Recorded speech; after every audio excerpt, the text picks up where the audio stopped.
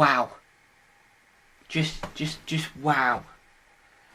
What an incredible episode.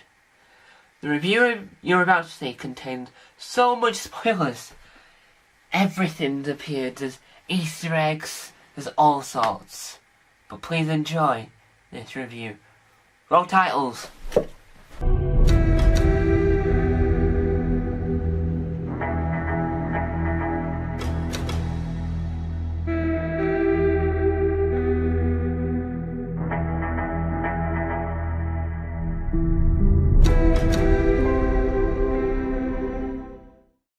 Hello Whovians, and welcome back to the main channel. I've just seen the incredible episode that is The Legend of Ruby Sunday. The current time is 12:49. Sorry if the light keeps on flickering in and out.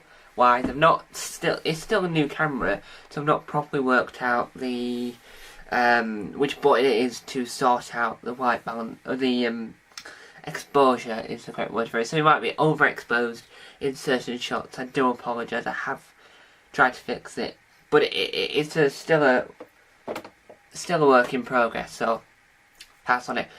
So this as I said at the beginning, it will contain spoilers, but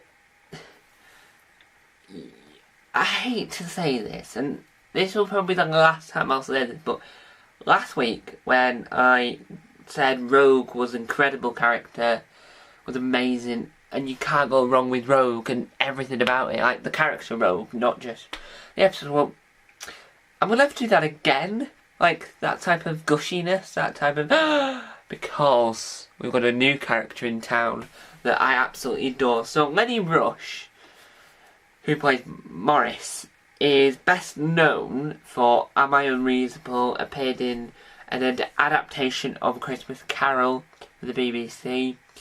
He appeared, I think if I remember rightly, appeared in The Dumping Ground, but he's best known for being the youngest Taskmaster contestant. And now look at him. He's appeared in 2 episodes of Doctor Who. One, Doctor Who Unleashed, because he was supposed to be in the Space Babies, but then they upgraded his role to be Morris' scientific advisor and downgraded his age, or they must have filmed it when he was 13, because I know he's slightly older than that now.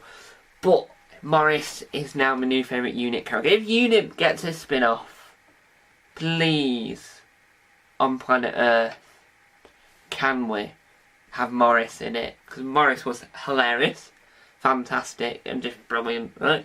I can't wait to see more of Morris in Doctor Who Unleashed. The overall episode, before we gush any more further into bits of trivia and bits of things that make me go, oh, Russell's just paying his life off here. So Russell wrote the spin-off Sarah Jane Adventures and Torchwood, and can use any of that information to pay off things and use them as references to say that yes, we're going to mention that. And this episode is a Easter egg hunt. It's a race for that egg. It's the golden arch. It's the beginning to the end of this series that we want. This is like the ending to. I don't know how to compare it to anything, because I don't think there's anything you can compare this to. But it means that nothing can beat this now.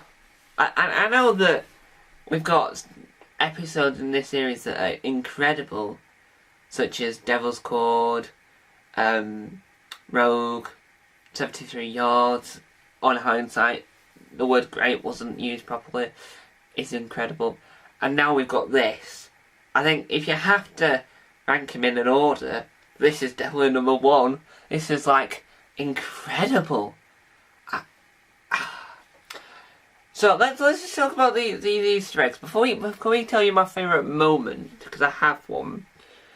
Let's just say the Easter eggs, because I will cover this in separate videos down the line, because it needs addressing from a sense of when was the last time this character was involved in both Doctor Who in audio format and in television format and in comics and books to see how many times this character has been used, to see whether or not there is scope that this character has a bigger vengeance on the Doctor than we first thought.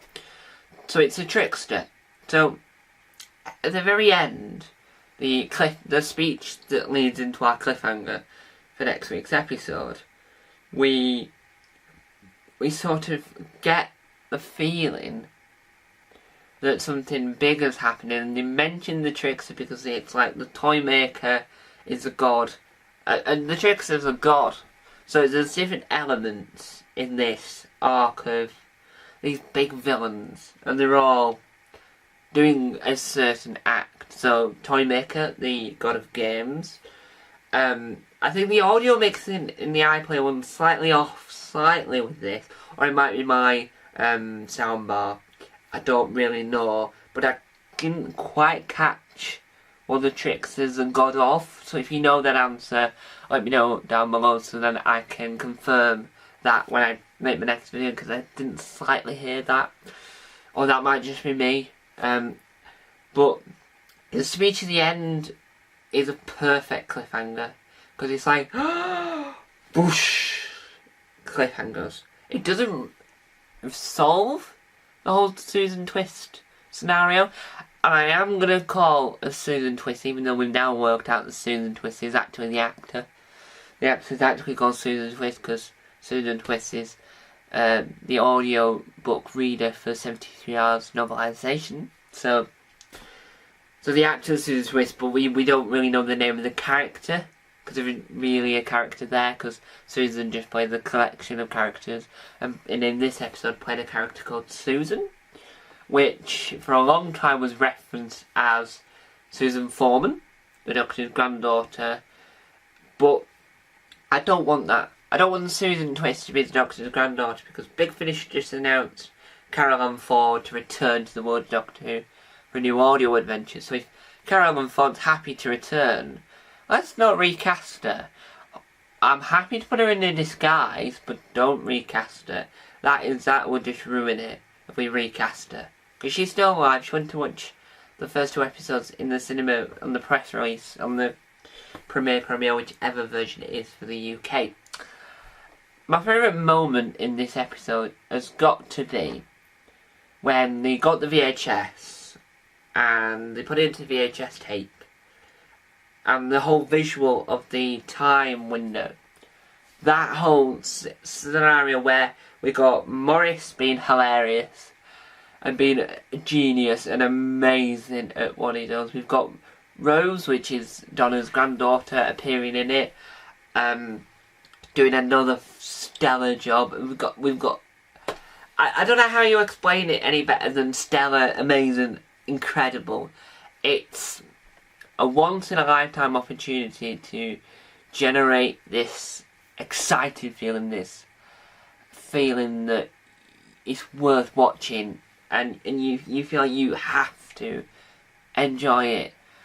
That moment where the snow falls before it sets off, and then we find out that the TARDIS is involved in this big bad villain that next week he's going to conclude to who it is, because there's still more questions behind that. And you get the snow, you get the mystery figure, but overall it's still thinking, who is Susan Twist, and the granddaughter Susan, and time travel and regeneration, and all this is still going through the Doctor's head.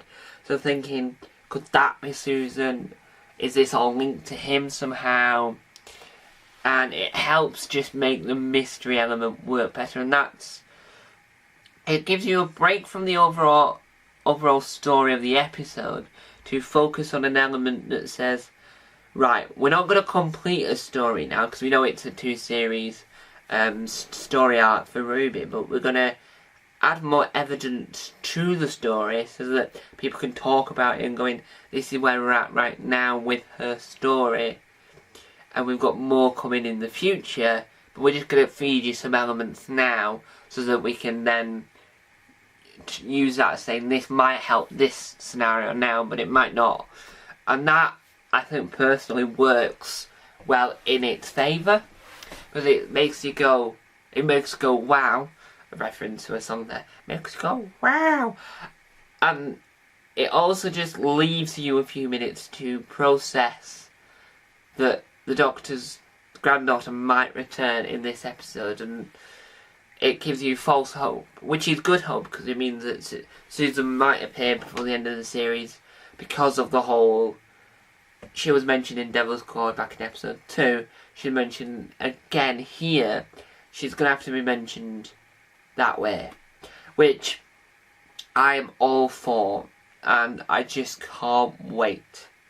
I can't wait to see if that pays off. The episode hasn't got any faults. I think that Unit HQ needs more explanation why it exists, because Jodie Whittaker saw Unit HQ as this massive tower block and it exploded. And then we just never saw that again. Mel was amazing in this. I do hope Mel becomes more of a regular in the series 15, and hopefully she's involved heavily in the spin-off, Unit spin-off, if that ever comes off the ground and ever actually happens.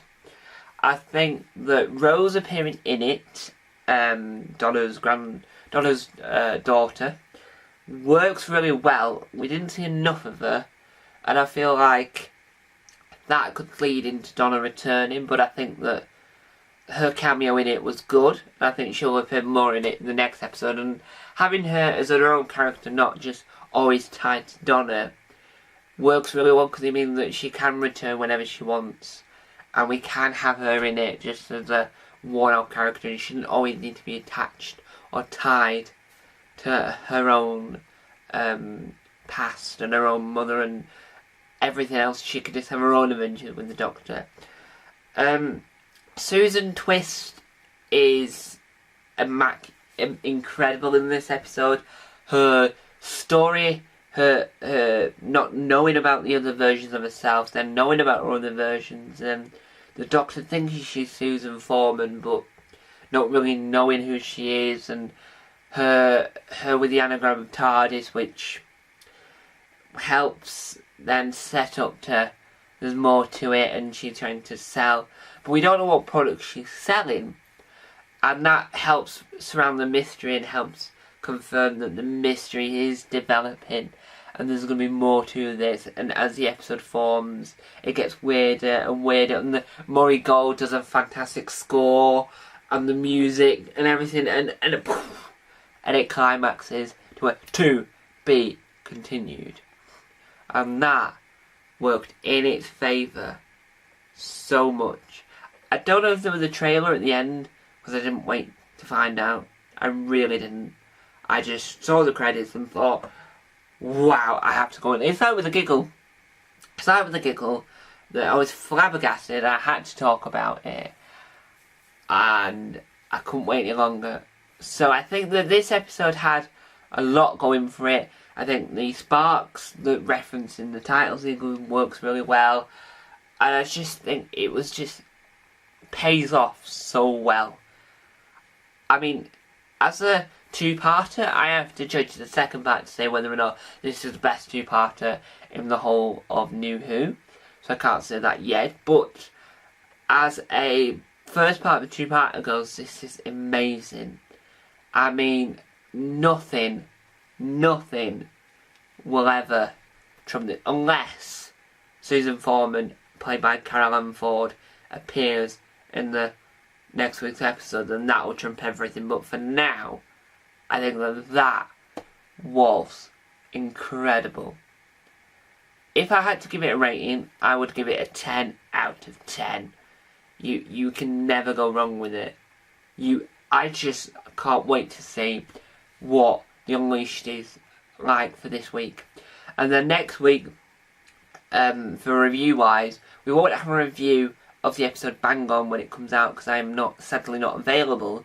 But to make up for that, we will have a review on the Friday of the Tales from the TARDIS episode that came out that will be out next Thursday.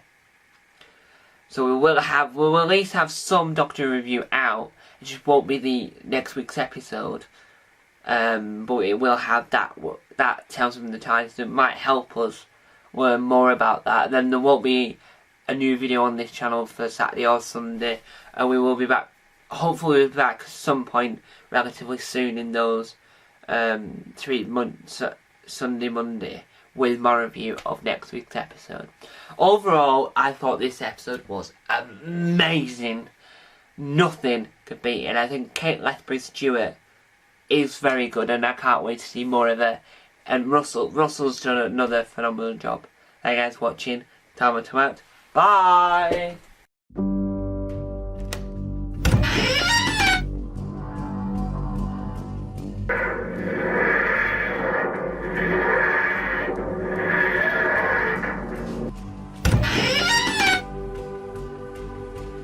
Don't forget to subscribe to the official Tom Mason YouTube channel